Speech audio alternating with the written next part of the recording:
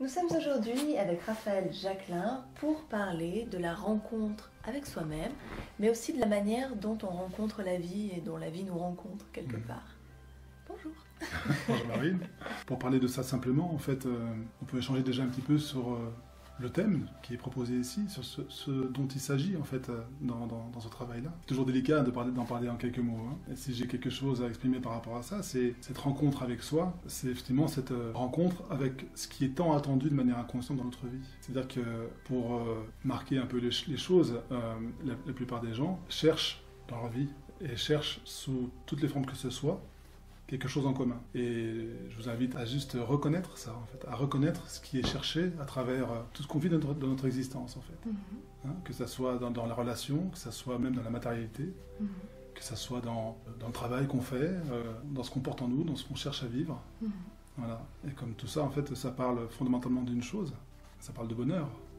Ça parle d'amour, ça parle de bonheur, d'existence, de se sentir exister, comme on pourrait dire. Et la voie de transformation qui a toujours été là dans l'histoire de l'homme, la voie spirituelle, comme on l'appelle, même si ce mot aujourd'hui est très utilisé de manière insouciante, la voie spirituelle, c'est justement cette rencontre avec soi. Et la voie, elle prend différentes formes, que ce soit la voie religieuse, la voie mystique, la voie du yoga, la voie du vipassana, et encore d'autres, bien sûr, la voie du zen, et puis les voies plus traditionnels, on pourrait dire, qui sont issus de l'Inde. Voilà, et donc du coup, ce qui est proposé ici, en fait, à travers mon expérience, c'est un recoupement avec ces voies traditionnelles, qui sont ces voies de dissociation, de discernement de ce qu'on vit, de ce qui vit en nous, à différents niveaux, et à travers l'axe principal qui est proposé ici, c'est-à-dire l'expérience directe. D'accord, donc en fait, ce que tu es en train de nous expliquer, c'est que quelque part, on prend tous des chemins plus ou moins différents, mais on recherche tous la même chose. Exactement. Ok, ce qui fait déjà un bon point commun pour tout le monde, quoi.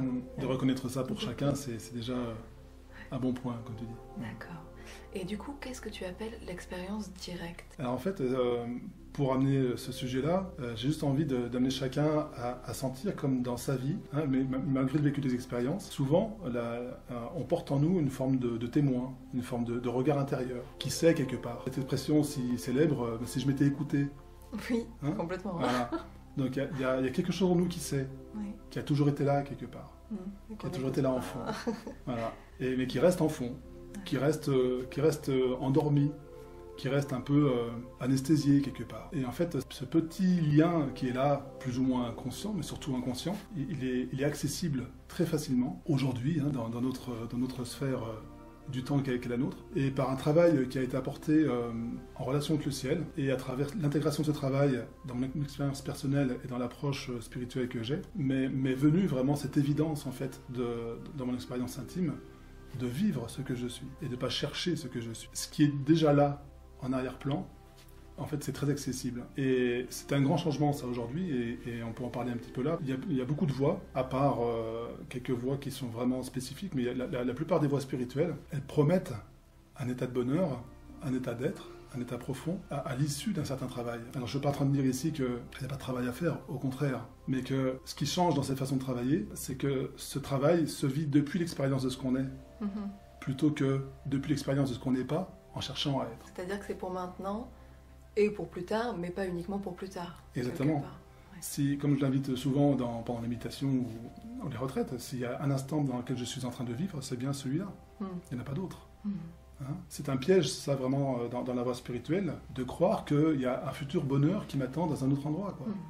C'est maintenant qu'il y a cet accès direct. C'est maintenant qu'il y a cet accès à ce que je suis avec ce qui me compose. Voilà. Et c'est là où le travail, du coup, s'ouvre. C'est-à-dire qu'il y a cet accès direct à ce que nous sommes, de faire de plus en plus de place à ça, à travers ce qui nous compose, donc nos réactions, nos émotions, nos systèmes de pensée, nos structures énergétiques sous différentes formes. Le travail se fait vraiment dans cette globalité, avec cette relation directe avec la vie qui vient nous rencontrer. C'est-à-dire qu'en fonction de ce que nous sommes dans l'instant, dans la loi d'attraction, on pourrait dire, enfin en tout cas dans la vibration qu'on émet, il y a automatiquement, ça ne peut pas être autrement, la parfaite situation, le parfait événement qui vient à notre rencontre pour nous permettre de travailler sur ce qu'on est en train de vivre. Pour nous permettre de transformer ce qu'on est en train de vivre quelque part. C'est un miroir extérieur pour notre intérieur. Exactement. Sachant que dans le miroir, il y a un peu l'image de quelque chose de séparé, alors que dans cette voie d'amour, hein, parce que j'appelle ça la voie du cœur, voilà, ça peut paraître un peu bateau, mais la voie du cœur, parce que vraiment c'est une voie qui se vit depuis le cœur conscient de ce que nous sommes. Il y a cette relation avec la vie qui devient un, justement. Il n'y a plus moi et la vie qui vient me, il y a ce fameux namasté, de deux je viens un. C'est donc effectivement sortir de cette lutte qu'on peut entretenir, parce que si on lutte contre la vie, on lutte contre soi-même quelque part, que ce soit les conditions, les gens, les expériences que l'on fait.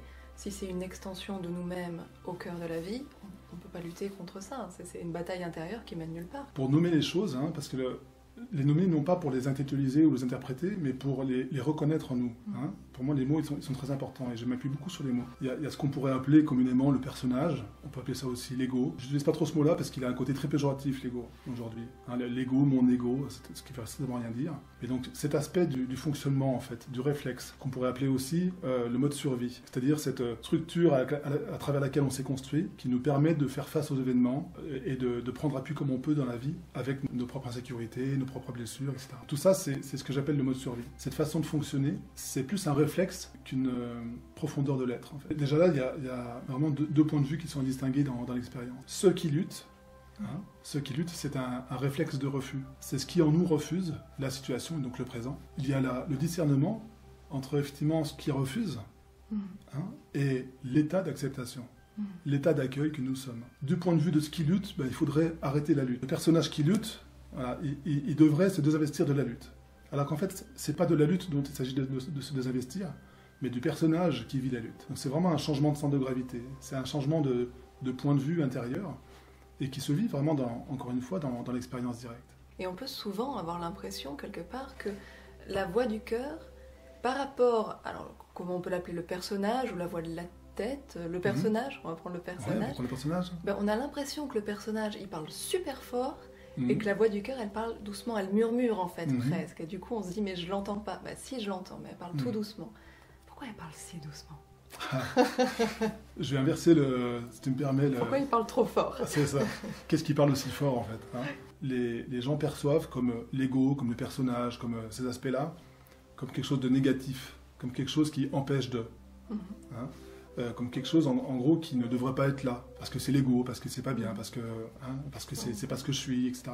L'approche qui est là, elle est complètement différente. Et c'est là où justement il y a cette notion du cœur qui rentre en jeu. Si on regarde nos luttes, notre refus, nos tentatives dans notre vie, ça parle toujours en arrière-plan de quelque chose qui cherche à se vivre. La tentative d'avoir un bon poste, la tentative, c'est un peu grossier, pardon, mais voilà, il faut bien en parler, la tentative de faire une rencontre, etc.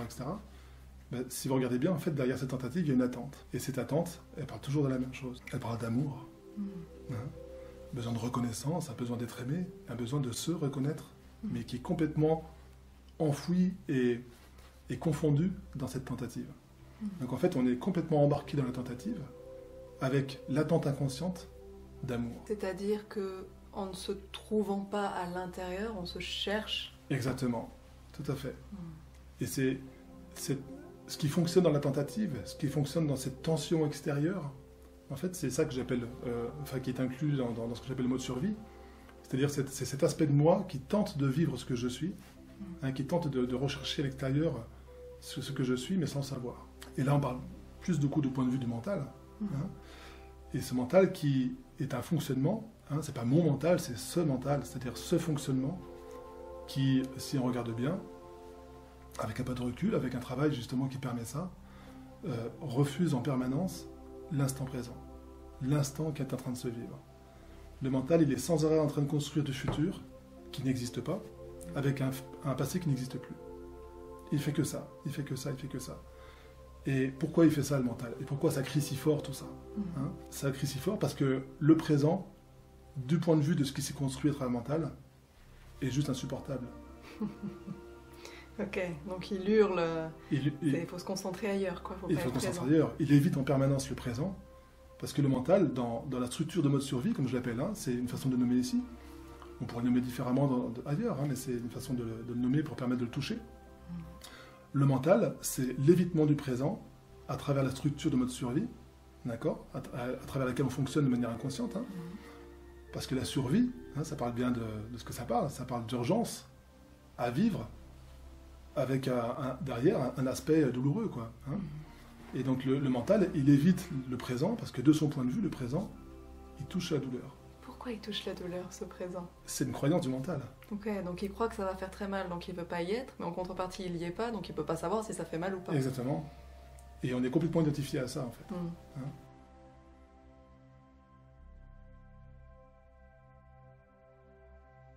Au début de cette reconnaissance, hein, qu'on vit dans sa façon de travailler, ben, ce sont des reconnaissances qui sont, entre guillemets, éphémères. C'est-à-dire que, hop, il y a quelque chose qui se vit. Hein, ça peut être vécu justement comme l'expérience dans le sens du personnage qui vit quelque chose, alors que c'est autre chose. C'est vraiment cette conscience que nous sommes qui se reconnaît. À travers un travail, à travers un mouvement, à travers cette conscience d'être qui se déploie, cette façon de se goûter de manière éphémère prend de plus en plus de place. C'est ce qu'on pourrait appeler, à travers la façon de dire les choses aujourd'hui communément, c'est une phase d'éveil. Hein, c'est une phase à travers laquelle on est en train de s'éveiller nous-mêmes. Jusqu'à, si je puis dire comme ça, un moment qui se passe, hein, où on ne peut plus s'endormir. Ce moment où on ne peut plus s'endormir, il ne faut pas se tromper, c'est le début du vrai travail quelque part. Parce que c'est à partir du moment où on ne peut plus s'endormir qu'on ne peut plus faire autrement que de voir ce qui nous habite, que de voir ce que nous sommes, et de voir ce qui nous compose en fait, sous tous ces aspects. En fait, ce que tu es en train d'expliquer là, moi ça me fait vraiment penser comme si on était devant une pièce qu'on n'avait jamais vraiment ouverte, et il fait noir à l'intérieur, et puis on commence à regarder un petit peu, et puis d'un coup on allume la lumière. Et donc on voit tout ce qu'il y a dans cette pièce. Donc forcément, on ne peut plus essayer de se convaincre qu'on ne sait pas ce qu'il y a dans la pièce, puisqu'on a allumé la lumière. C'est un peu ça que ça m'évoque quand tu dis, voilà, quand on est réveillé, quelque part on ne peut plus se rendormir et faire comme si de rien n'était. C'est ça. Ok. On ne peut plus faire autrement. C'est ça. Je sais ce qu'il y a dans cette pièce. Bon, maintenant il faut que j'arrive à dealer avec ce qu'il y a là-dedans, mais c'est là, quoi. Tout à fait. Et après, si on ne peut plus faire autrement, en fait, c'est un apprentissage vraiment... Et j'aime bien ce mot-là, apprentissage. On est dans l'apprentissage de la sagesse. Hein. Donc c'est vraiment l'apprentissage de cette relation d'amour à soi-même, justement. Il ne s'agit pas là d'être au pied du mur avec quelque chose à affronter, c'est tout l'inverse. C'est au contraire une possibilité, à travers ce qu'on reconnaît de nous, dans l'instant, puisqu'on est là, hein, d'embrasser justement ce qui nous compose, d'embrasser tous ces aspects-là qui ont été tant refoulés par le refus. Est-ce que tu aurais peut-être des petites clés pratiques pour justement sortir de la lutte, en tout cas essayer de sortir de la lutte, et puis se reconnecter à cet amour qui est en nous, se reconnecter à la petite voix au-delà du personnage qui crie en fait. Qu'est-ce qu'on peut faire? Alors, ou être en petite clé, il y a très simplement en fait, quand vous êtes dans la lutte, quand vous êtes dans la frustration, dans quelque chose de difficile, c'est vraiment de s'arrêter, de faire un stop intérieur. Hein, ce qu'on appelle l'arrêt dans cette façon de travailler, qui est très important. La chose toute simple, c'est très simplement de se demander, mais comment ça parle de moi, ce qui est en train de se vivre en fait là? Qu'est-ce qui est en train de se vivre là pour moi? Comment ça parle de moi, cette situation-là? Des interrogations très simples qui permettent de vivre cette bascule de reconnaissance en fait. La souffrance ne peut pas sortir de la souffrance. Ce qui vit dans cette identification ne peut pas sortir de l'identification. C'est automatiquement une stratégie qui va rester incluse dans elle-même, j'ai envie de dire. Une petite phrase qui a un sens immense, c'est que seule la présence peut se reconnaître. Et oui, parce que quelque part, tant que c'est le personnage qui veut se défaire du personnage... ça reste le personnage. Ouais. Voilà, et donc ça tourne en boucle. Ouais, on brasse la surface, on se dit oui, je suis en train de faire un travail fantastique, voilà. Et en fait pas du tout. Quoi. Voilà. Ouais. Et dans le chemin de vie qui est propre à chacun, il peut y avoir besoin de passer même peut-être une existence, plusieurs existences, à brasser au niveau du personnage pour comprendre à un moment donné que c'est plus à ce niveau-là que ça se passe, il y a autre chose qui appelle. Oui, tant que ça reste intellectuel et qu'on réfléchit à tout ça, à qu'est-ce que ça peut vouloir dire, voilà. et à comment, et à pourquoi, et à machin, quelque part c'est le personnage qui entretient son truc là. Exactement. Mais c'est pas la présence qui irradie derrière, puisqu'elle sait finalement cette présence là. Exactement. La présence, elle connaît. Ouais. C'est pour ça que je parle de reconnaître. Ouais. Hein, reconnaître ce que je suis en train de vivre. On sent déjà, juste avec ce terme-là, que je ne sais pas savoir ce que je suis en train de vivre. C'est pas pareil. Reconnaître, il y a quelque chose qui s'ouvre, il y a une profondeur. Hein, et reconnaître le besoin de me reconnaître. Reconnaître le besoin de cet appel vraiment intérieur là qui est là en fait, hein, et qui n'attend que moi.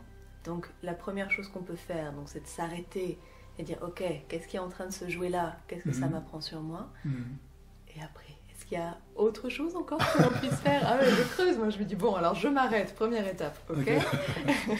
Peut-être c'est déjà de commencer à porter un regard sur tout ce que vous vivez, ou tout ce que tu vis dans ta vie, tout ce que vous vivez dans votre vie, de quoi ça parle en fait. Qu'est-ce qui cherche à se vivre là? Qu'est-ce qui cherche à se vivre quand je suis dans la frustration ou dans la souffrance de ne pas avoir la reconnaissance de l'autre, par exemple, hein? Quand l'autre ne m'aime plus, quand l'autre me rejette, quand je me sens abandonné, etc., etc. Comment ça vient me chercher ça? Qu'est-ce que ça vient me faire vivre dans la profondeur? C'est de toutes petites choses que j'ai là, hein? C'est pas aussi simple que ça, mais c'est des portes d'accès en fait, qui permettent déjà de se rendre compte que toute mon existence en fait, elle est tournée vers un but, mais qui n'est pas conscient. De me retrouver moi. D'être. Ouais. La vie, elle n'est pas contre moi, la vie, elle est avec moi.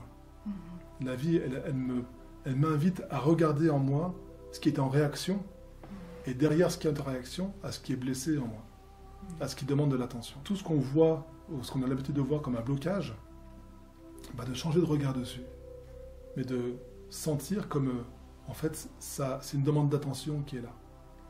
Hein, quand j'ai quelque chose qui bloque au niveau de la gorge, on voudrait s'en débarrasser. Hein, ça, c'est le personnage qui intervient, hein, et qui intervient en permanence pour se débarrasser de ce qui gêne. Et alors qu'en fait, ce qui est vu comme un blocage, le corps le manifeste comme une demande d'attention. Notre corps, c'est un transmetteur, c'est un témoin. Et c'est la dernière possibilité, en fait, de notre inconscient d'être entendu. Et dans notre mode survie, dans notre façon de fonctionner, dans le refus, et ben en fait, on est encore à l'éviter. Alors que c'est une invitation à la vie de nous reconnaître. C'est une invitation de la vie d'entrer en relation avec nous-mêmes. Donc si, parmi les moyens que tu demandais tout à l'heure de comment faire dans notre vie, déjà de manière autonome, ben c'est de vraiment changer de point de vue. La vie, elle n'est pas contre nous, elle est avec nous. Et de permettre cette rencontre, justement, d'oser cette rencontre, d'oser embrasser ce qui nous arrive, plutôt que de le refouler. Ouais. Merci beaucoup pour cet échange. Bah, merci à toi, Marine, vraiment, pour ton intérêt. Avec plaisir. Et pour permettre d'ouvrir voilà, cette magie de la vie, comme je l'appelle, on ouvre, autour de nous. Voilà. Et puis, bon, il y aura plein de sujets encore à évoquer, si j'ai bien compris. C'est ça, si tu as envie, avec grande joie. Ça marche. Merci beaucoup. Merci à toi.